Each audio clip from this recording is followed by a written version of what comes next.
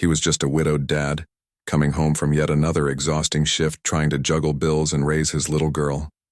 She was a lost girl, heiress to an empire, sitting on a curb with no phone, no money, her face soaked in tears, and her soul silently begging for shelter. What looked like a random meeting between a poor single dad and a millionaire heiress was, in truth, the reunion of two stories that had started long before either of them were even born. But neither of them had any idea what they were about to uncover. Watch until the end to see how two completely different worlds collide, through kindness, pain, and a secret buried deep in time. This story might move you more than you expect. And if you enjoy real emotional stories like this one, make sure to subscribe to the channel. Let's begin. Sometimes, fate doesn't knock on your door. It shows up on the sidewalk with tears on its face and soaked shoes.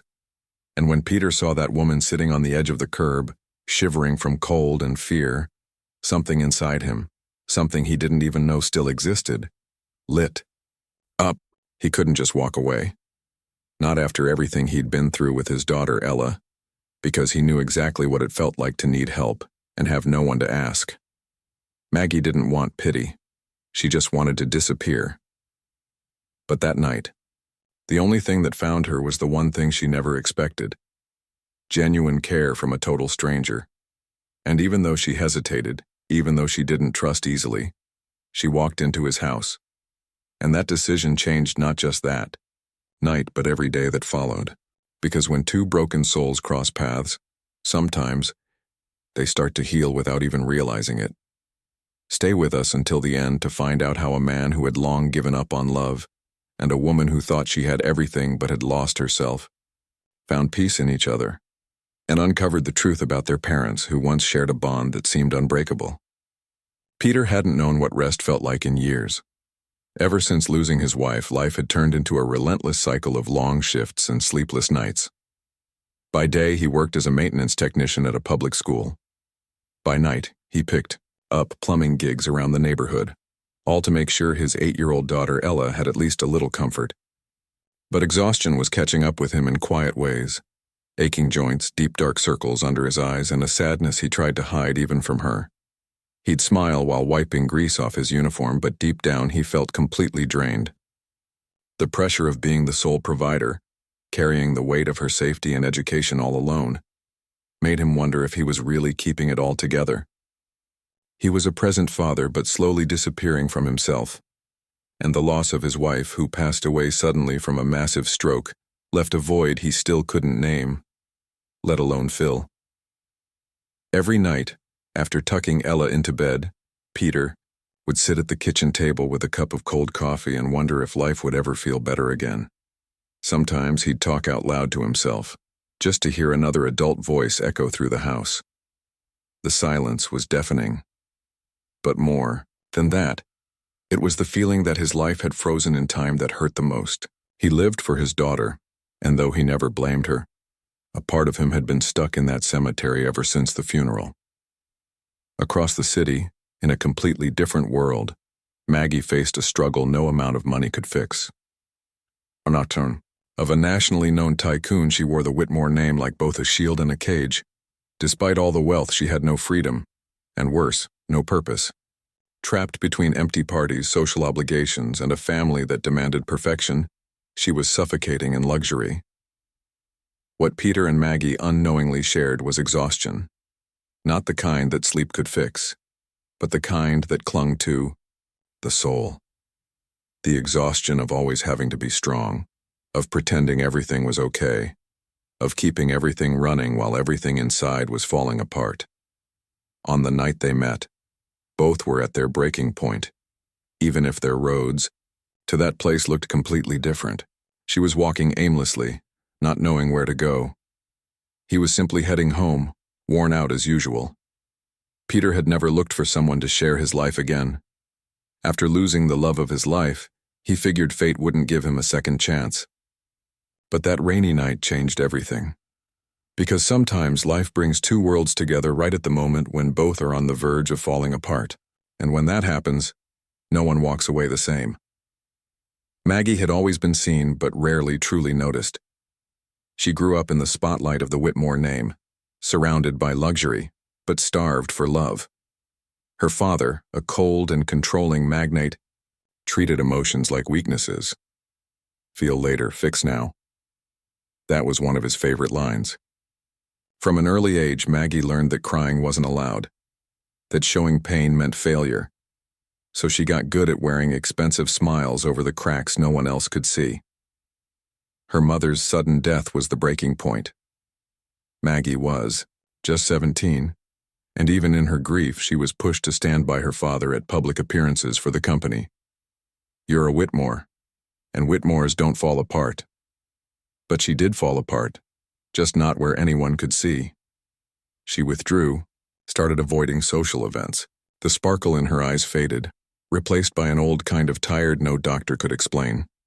And the more she tried to fit into the mold her family demanded, the more she felt like she was losing herself. Work had never been a necessity for Maggie. It was, in fact, an act of rebellion. Behind her father's back, she found a freelance job as a designer, using a fake name to avoid judgment. For the first time, people saw her for her talent, not for the name she carried. But it only took one phone call from her father to make everything crash down again. Despite all the wealth, Maggie never felt rich. She was the heiress to a loneliness that money only seemed to deepen. Every gala dinner was a performance, every trip a disguise. And deep down, all she wanted was something too simple for her world. To be loved for who she was, not what she represented. But no one in that golden circle seemed willing to offer that. In the days before the robbery, Maggie was more fragile than ever. She'd fought with her father over a last-minute cancellation of a mandatory trip to Europe, all because she said she needed to breathe. He didn't get it. He never did. That day, she left the house with a knot in her throat, driving aimlessly as if she could outrun everything, even herself. The robbery didn't just take her belongings. It stole the last illusion that she was in control of anything. She wandered the city for hours, soaked, scared, invisible. And when she finally sat down in front of an abandoned building to rest, the tears came. There, alone with no one around, Maggie wasn't an heiress. She was just a broken woman trying to survive her own pain. She had no idea that night would mark a new beginning. And even less that she'd find warmth in the modest home of a man who had lost just as much as she had. But maybe that's exactly what fate had planned. A meeting between two lonely souls. And something inside her, however faint, still wanted to believe it was possible to be loved without the mask. That first night in Peter's home was uncomfortable, and not because of how simple the place was. It was the silence. A living silence that made Maggie feel every second of the night. She slept on the couch, wrapped in a clean blanket, waking up several times to the sound of rain hitting the windows and Peter's soft footsteps as he worked on repairs in the kitchen. Still, for the first time in a long while, someone was taking care of her without expecting anything in return. Peter, on the other hand, couldn't settle. Bringing a stranger home wasn't something he did, especially not with Ella sleeping just a room away. But there was something in that woman's eyes, a kind of pain he recognized. Still, his mind kept spinning with doubts all night. What if she was lying? What if she was dangerous? He felt guilty for thinking it, but being a single dad had made him naturally cautious. He had to protect Ella before anything else. The next morning, Maggie tried to leave early, but realized she wasn't even sure where she was. Peter found her standing at the gate, staring into the distance like she was searching for the courage to take her next step. "If you want a coffee before you go, it's weak but it's honest," he said, trying to break the ice. She gave a small smile, and it was rarer than he expected. There was something broken in her. He knew, because he was broken too. In the days that followed, Peter stuck to his exhausting routine, but now with one extra thought in the back of his mind. That strange woman with the sad eyes. Maggie, for her part, couldn't go back to her old life. Something inside her had shifted. She tried to take a cab home, but her card had been blocked as a security measure after the robbery. No phone, no money, and too ashamed to return to her father, she found herself, for the first time, truly alone. At school, Peter got a notification about Ella's grades. She was struggling in math, and he hadn't even noticed. He felt awful. Somewhere between grief, work, and bills, he had stopped really seeing his own daughter. And that hurt more than any double shift ever could. Worse yet, he didn't know how to fix it. No time, no money for tutoring, no family nearby, just him. And now, a stranger under his roof. Maggie saw Ella for the first time one afternoon when she got back from school. The girl walked in and blinked at the woman sitting on the couch, reading a book. "Are you my dad's friend?" Maggie hesitated.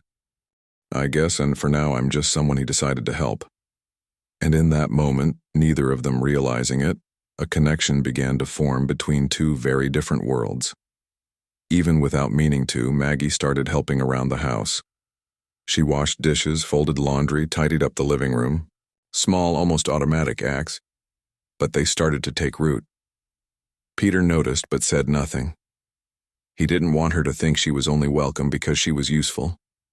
But the truth was, for the first time since his wife passed, the house smelled like cake and echoed with soft laughter. Still, peace was fragile. One overdue bill, one school note, one distant look in Maggie's eyes, and it all felt heavy again. They were both far from healed, still haunted by too many ghosts inside, but unknowingly they were becoming shelter for each other, even with all the fear and hesitation between them. And when fear dares to hold hands with hope, that's when everything starts to change. Peter realized he had to do more for Ella. That week, even running on empty, he started coming home earlier from work just to help her with homework. He'd sit beside her, trying to solve math problems he barely remembered how to do. Ella would smile just because he was there. And even though he felt like a failure trying to figure out fractions, he also felt like he was finally doing something right. It was a small step, but for a grieving father it was a leap. Meanwhile, Maggie was trying to reclaim some control over her own life. She went to a public library and used a computer to reach out to an old friend. The only person she still trusted. She wanted to let her know she was safe, but also ask for discretion. She had no plans to go back to the mansion, especially not to face her father. "I just need some time away from him, from everything," she wrote. The reply was short. "Okay, but be careful. You know he'll come looking for you." In the days that followed, she started browsing online for jobs under her fake name. Not because she needed the money, but because she needed to prove to herself that she could start over on her own. Peter watched her quietly. He never asked questions, but he noticed the effort. She'd print out resumes, scribble notes, go out and come back with a tired spark in her eyes. It was like watching someone try to be reborn. And he knew how painful that could be. Peter, in turn, started wondering if it was okay to ask for help. Swallowing his pride, he spoke to a colleague at the school about free tutoring options. He hated relying on anyone else. But for his daughter, he'd do anything. He set up a meeting with Ella's teacher and walked out of it with a heavy heart, but also something he hadn't felt in a long time: hope. For the first time in forever, he felt like he was part of something again. Maggie started helping Ella with her homework. To her surprise, she loved teaching. She had patience, creativity, and a natural way with kids. Ella was enchanted by her. And Peter began seeing Maggie in a new light. Not as a broken woman, but as someone strong, kind, capable of bringing warmth into a house that had grown cold. And that scared him, because he wasn't sure he was ready to feel anything again.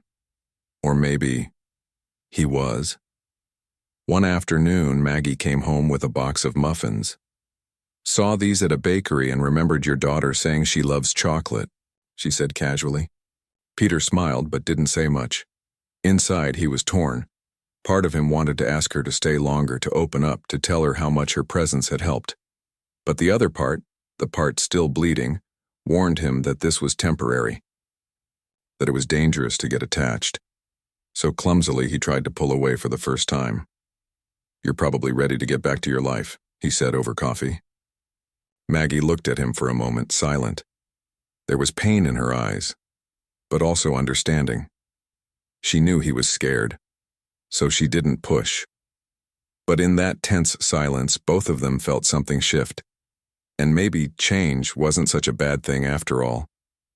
Over the next few days, Peter tried to fall back into his old routine, but Maggie's absence felt almost physical. The couch looked emptier, the kitchen colder. Ella asked about her every day, and Peter slowly realized that in trying to protect himself, he might be losing something he didn't even know he needed. And that fear of losing something before fully understanding what it meant, was what pushed him to take the next step. 2 days after Maggie left, Peter went looking for her. He wasn't even sure why, whether it was worry, longing, or guilt. He only knew the emptiness was too loud to ignore. He found her sitting on a park bench near the library. Light rain fell over her shoulders, and her eyes had that same lost look from the first night. "You have a habit of showing up right when I need you," she said, giving him a half smile. They walked in silence for a while, until he finally asked if she wanted to come back home. She hesitated. "I don't want to be a problem." Peter stopped walking and looked at her firmly. "You're not a problem, Maggie. You just messed up the life I'd already convinced myself to settle for." She didn't answer, but she walked home with him for the second time, choosing once again to step into the simple world of a man who, somehow, was starting to feel like safety. That night, they talked more than they had in all the previous days combined. They shared stories of loss, guilt, and longing. Maggie spoke about her mother and how she always felt like a stranger in her own home. Peter, in return, told her about his wife and how terrified he was of forgetting the sound of her voice. They cried in silence, and when the silence faded, something new lingered in the air. Mutual understanding. It wasn't love yet. It was recognition, like they were silently saying to each other, "I know what it feels like to hurt." Ella, thrilled to see Maggie again, started inviting her into every moment of her day. "Want to see my drawing? Will you play with me after homework? Can you help me pick what to wear for school?" Maggie found herself drawn in more deeply than she'd expected, and for the first time since her mother died, Ella laughed with her whole body, unafraid to be happy. Peter saw it all and felt a mix of gratitude and fear that it could all fall apart again. Over time, the little things started to feel intimate. Maggie would cook, Peter would set the table. They'd share quiet evenings, late-night coffee, and soft conversations at the end of long days. No one said it out loud, but it was clear. Their presence in each other's lives had become part of the routine, and even if neither wanted to admit it, they were building something, even if they didn't have a name for it yet. Sometimes, love begins like that, with the calm of people who aren't in a hurry. One peaceful afternoon, Maggie and Peter found themselves alone on the porch. Ella had gone to bed early and the night air was cool. "Sometimes I think this house saved me," Maggie said, gazing at the sky. Peter looked away. "I didn't save anyone. I just couldn't ignore the pain in your eyes." And in that moment, she rested her head on his shoulder, and for the first time he didn't pull away. But inside, Peter was still wrestling with guilt. He felt like allowing himself to feel something for another woman meant betraying his wife's memory. And that left him torn, ashamed, and confused. Maggie, on the other hand, was starting to fear getting attached to someone who might never be fully hers. They were both falling, but neither knew if the other would fall with them or pull away halfway down. Then Ella, innocent, unaware, said the one thing that changed everything. "Daddy, can Maggie be my second mommy?"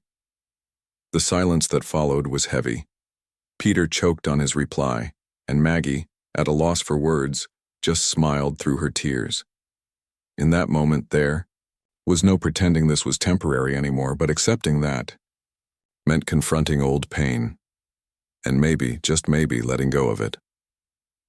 Peter got home early that day and found Maggie crying in the guest room. She tried to hide it, but couldn't. She was holding a letter from her father. It was short, cold, and somehow hurt more than if he'd yelled. He wrote that he already knew where she was, that he'd personally take care of the situation. Peter read it, and his stomach twisted. "You shouldn't have come back here, Maggie," he said, voice low. She looked at him, confused and hurt. "Do you want me to leave?" Peter ran a tired hand across his face. "That's not it. It's just, I don't know if I can protect you from a world that was never mine to begin with." That sentence hit her like a knife. After everything, she was still an outsider. Temporary. And the pain of feeling unwanted echoed the ghosts of her childhood. Her absent mother, her controlling father. The next day, Maggie packed her things. She didn't talk to Ella, didn't say a proper goodbye, just left a simple note. "Thank you for everything. This felt more like home than anything I've had in years." Peter read that note 100 times, heart tight in his chest. He tried to convince himself it was for the best, that he was protecting his daughter, that he needed to keep things simple. But deep down he was just scared, scared of losing control, scared of loving again and losing it all. That night, Ella cried. She asked about Maggie, refused dinner, didn't want to do her homework. "Did she leave because of me?" She whispered, eyes full of tears. Peter held her close and told her no, but guilt crushed him. He felt like he'd failed them both. Maggie, for not fighting for her. Ella, for not protecting the fragile home they had just begun to rebuild. And, deep down, he realized he was making the same mistake again, pushing away the one person trying to love him. Maggie, meanwhile, checked into a simple hotel with what little money she had left. She felt empty. The bed was soft, the room was quiet, but everything felt cold. She turned on the TV, but nothing made sense. She tried to sleep, but all she could think about was the smell of Peter's coffee, Ella's smile, their shared silences.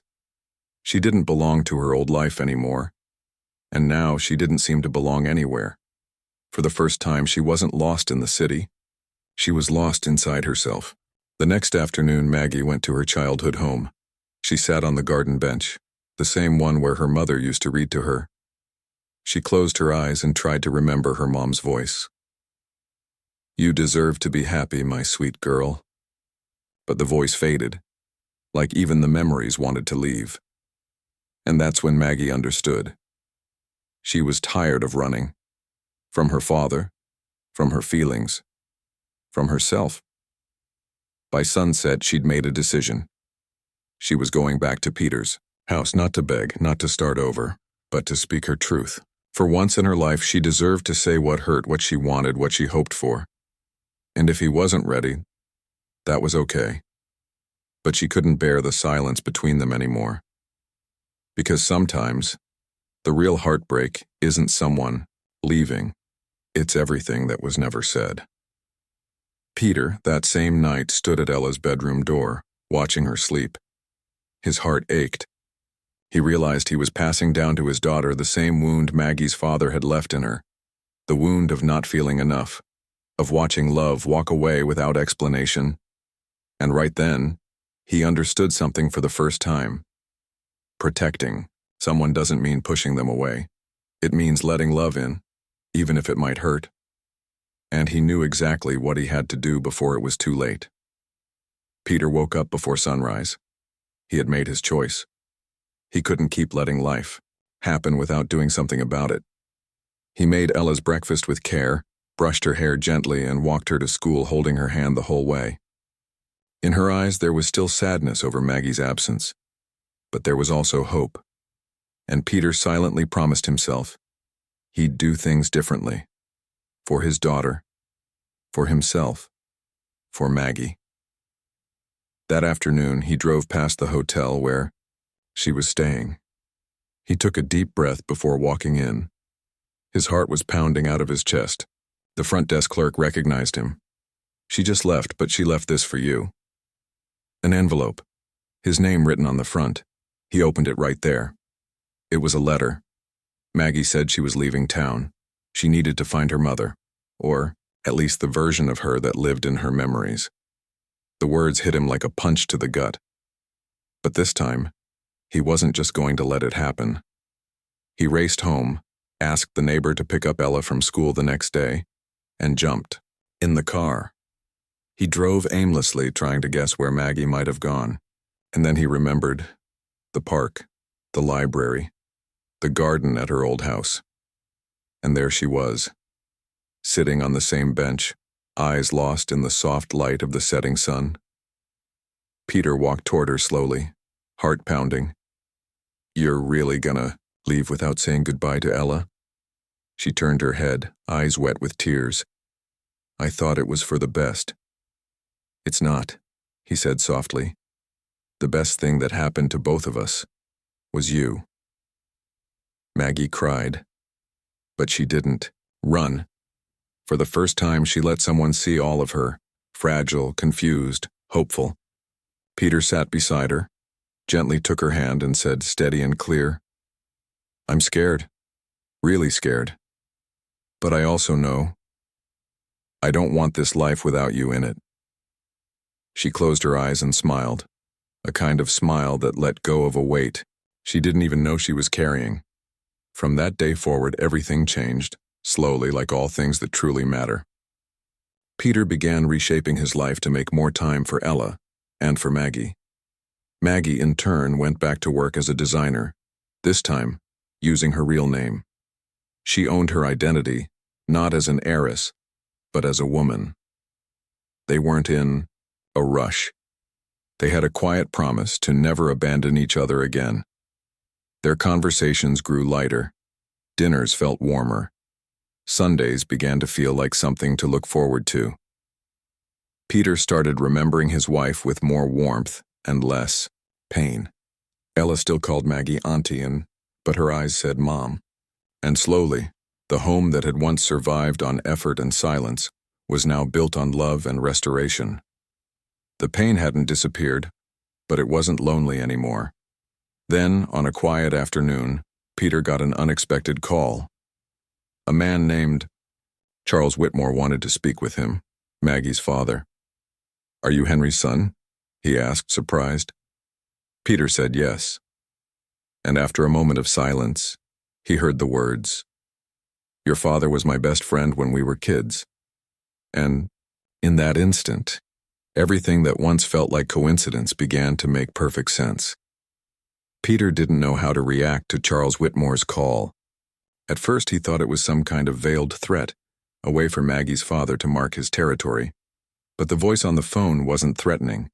It was nostalgic, almost emotional. "Your father, Henry, was like a brother to me. We spent our whole childhood together, until life pulled us apart." Peter sat in silence, feeling the weight of what sounded like coincidence. Or maybe destiny. That weekend, Charles came to Peter's house. He arrived in a black car, escorted by a driver, but stepped out alone. Maggie was in the kitchen when she saw her father at the door. For a second, the world stood still. Peter opened the door, unsure whether to smile or brace himself, but Charles spoke first. "May I come in? I think we have some stories in common that need revisiting." The conversation that followed was long. Charles shared stories of the days when he and Henry lived in the countryside, chased kites, and dreamed of opening a repair shop together. But life pulled Charles into business and left Henry grounded, yet whole. He was the best of us, the most genuine. Peter listened, eyes misty. He'd never known any of this. He suddenly felt closer to his father than he ever had before. Maggie, meanwhile, stayed quiet. Her father's presence made her feel vulnerable, but something was different this time. Charles looked at her with a softness she hadn't seen in years. "You remind me of your mother when you're angry, and of Henry when you're calm," he said. For the first time in what felt like forever, Maggie allowed her father to hug her. The biggest surprise came when Charles handed Peter an old box. "We buried this together when we were kids, a time capsule. I dug it up last summer at my family's old property." Inside were photos of the two, as children, as teens, and a letter from Henry, written in shaky but steady handwriting. In it, Henry wrote, "If one day our children ever meet, I hope they recognize each other. The world is too harsh, but blood knows what's real." Peter felt a chill run through his soul. Maggie read the letter and cried, not out of sadness, midar, but from a strange sense of belonging. She'd always thought she had no roots beyond her inheritance, beyond her father's control. But here it was, a connection that existed before she was even born. And for the first time, she didn't feel like she was intruding on Peter's life. She felt like she was returning to it. Charles didn't stay long, but he left changed. He apologized to Maggie, briefly but sincerely. "I raised you to be strong, and forgot to teach you how to be happy." Peter shook his hand as they said goodbye. Two worlds that once clashed now found themselves joined by an invisible thread of the past and of reconciliation. That night, lying side by side, Peter and Maggie spoke softly. "Do you think it was fate?" she asked. Peter smiled, eyes fixed on the ceiling. "Maybe. Or maybe it was love. That started way before we were even born." And in that moment, they both understood. Their story wasn't just about pain and new beginnings, it was about something that had crossed generations and had finally come full circle. On a quiet night after putting Ella to bed, Peter finally looked at Maggie and let everything he'd been holding back come out. They were in the kitchen, sipping tea. The light was dim, but the air was heavy. "Are you going to stay?" he asked suddenly, his voice rough. Maggie looked him in the eye. "Do you want me to stay?" The question hung in the air like an open wound. Peter stood, walked to the window, and took a deep breath before continuing. "I'm scared. Really. Scared of getting attached, of loving again, and most of all, of failing you like I failed my wife." She walked toward him slowly, not interrupting. "When she died, part of me died too. And since then, I've just been holding everything together. For Ella. For me. So I don't fall apart completely." His eyes were glassy, but every word came out clear and sure. Maggie gently took his hands in hers. "I'm scared too. Of opening up. Of being left behind. Of not being enough." The words came out with difficulty, but she said them. "But you know what scares me more? Leaving, and spending the rest of my life wondering what would have happened if I'd stayed." Peter didn't answer right away. He just pulled her into a long, silent hug, full of everything words couldn't hold. In the days that followed, they began to rebuild their lives. It wasn't easy. There was baggage, old wounds, unhealed scars. But they were in it together, and that was new. Peter started including Maggie in the little decisions of daily life. And she, in turn, began sharing the parts of herself she had always kept hidden. Ella felt the shift in the air. One day, as the two of them argued playfully about which pizza to order, she said with a smile, "You two seem like a family." It was simple, natural, but it echoed like truth. Peter and Maggie looked at each other and laughed, nervously, emotionally, because that's exactly what they were becoming, without even realizing it. The real battle hadn't been between them. It had been within them. Peter had to face his grief, not to forget, but to understand that loving again wasn't betrayal. Maggie had to face her own worth, to realize she didn't need to prove anything to her father or the world. And in doing that, they finally saw each other and fully. No illusions, no masks, just two whole imperfect people and ready.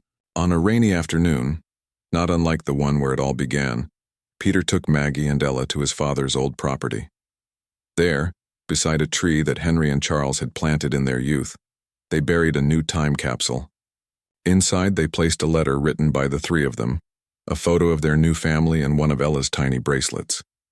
Peter wrote, "If someone opens this someday, may they know, this is where a story that almost got lost began again." It was their way of closing a chapter and opening a new one rooted in the past but blooming in the present. That night, as they lay in bed, Peter looked over at Maggie and said, "I love you. Not because I need you, but because I choose you." She smiled. "And I choose you, even scared, even without guarantees, but with everything I am." In that moment, they both knew. Real love isn't what comes easy. It's what stays when everything feels hard. And they were ready to stay. Peter's house didn't feel the same anymore.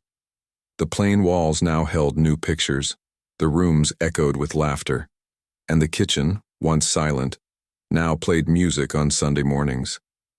Ella started doing better in school. Her teacher said she seemed more talkative, more confident, more joyful. Peter learned to share chores, responsibilities, even his vulnerabilities. He went from being a lonely, overworked dad to a man who knew how to ask for help and make room for love to grow. Maggie found something she never knew she'd been searching for, a sense of belonging. Not in a last name, not in her wealth, but in the eyes of a little girl who hugged her like she'd always been part of the family. She started signing her designs with her real name, no more hiding. And for the first time, she didn't flinch when people said, "You're Charles Whitmore's daughter," because now she knew exactly who she was and what she'd built with her own hands. Peter and Maggie learned to respect each other's space. There were tough days, silly arguments, differences in rhythm, but there was also listening, patience, reconnection. She helped him rediscover lightness. He taught her the beauty of a simple life, and somehow, they balanced the weights they once couldn't carry alone. Every gesture, every choice, became a quiet step toward the life they were choosing to live together. Ella grew up surrounded by love, and that, more than anything, was all Peter had ever wanted. He still spoke of Ella's mother sometimes, with respect, with tenderness, with longing. And Maggie never tried to replace her. She simply added herself. And because of that, she earned something rare. A love that was whole, unthreatened by the past. Charles stopped by now and then, always with a gentler tone, a softer presence. He'd realized that the real legacy he could leave wasn't financial. It was emotional. Seeing Maggie happy, grounded, loving, and being loved was his greatest victory. And oddly enough, it was through Peter, a man with no wealth, that Charles finally understood what true wealth looked like. A kind that couldn't be counted in dollars but in memories, in kindness, in peace. Peter began writing letters to his late wife, kept in a drawer by the bed. He wrote about the days with Ella, the Sunday lunches, the walks in the park. And he wrote about Maggie too, with gratitude, with affection, with honesty. It was his way of honoring the past, without imprisoning the present. Maggie, in turn, started jotting down thoughts in a notebook. Things Ella said, feelings that surfaced, memories that bloomed. "Some scents can heal you," she once wrote, after doing laundry and smelling the same soap her mom used in childhood. On the last page, she drew a heart with 3 names inside: Ella, Peter, and Maggie. And there, between scribbles and quiet confessions, she documented the life she now called home. The transformation wasn't magical. It was built, day by day, with courage to stay, maturity to change, and tenderness to care. And what started with a simple gesture, offering shelter on a rainy night, ended the way all the best stories do, with roots planted in love and branches stretching into the future. Because the real happily ever after isn't the end. It's the choice to keep showing up, every single day. It all started with rain and a stranger, a tired man walking home from work, and a broken woman wandering aimlessly. Peter just wanted to get home. Maggie just wanted to disappear.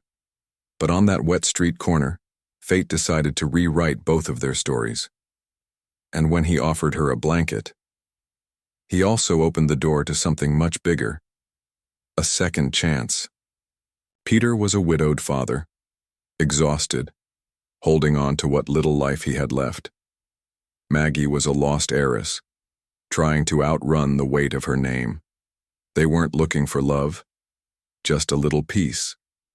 But in each other they found the courage to try again, even if the past still hurt, even if the future was uncertain. And so, between fresh coffee and math homework, they built something rare. A real relationship. Messy, tear-stained, and filled with silent hugs. Ella, with her soft eyes and pure heart, sewed them together with invisible threads of affection, and what once seemed impossible became home. Because sometimes love doesn't shout, it whispers and grows slowly. The reunion between Henry and Charles sealed what had already been written in time. A friendship from the past, now carried forward in the hands of their children, a cycle closed with tenderness, gratitude, and truth. Not perfect, not forced, just honest. And in the end, that's what truly matters. If you've made it this far, know this. Every pain has its time to be seen, and every story has its moment to begin, even if it feels too late.